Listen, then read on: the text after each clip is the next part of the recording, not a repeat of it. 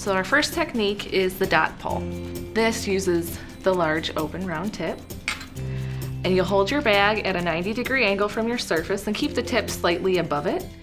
Apply pressure, so you'll make a little ball, release it, and then keep your tip in the frosting and just drag it to the side.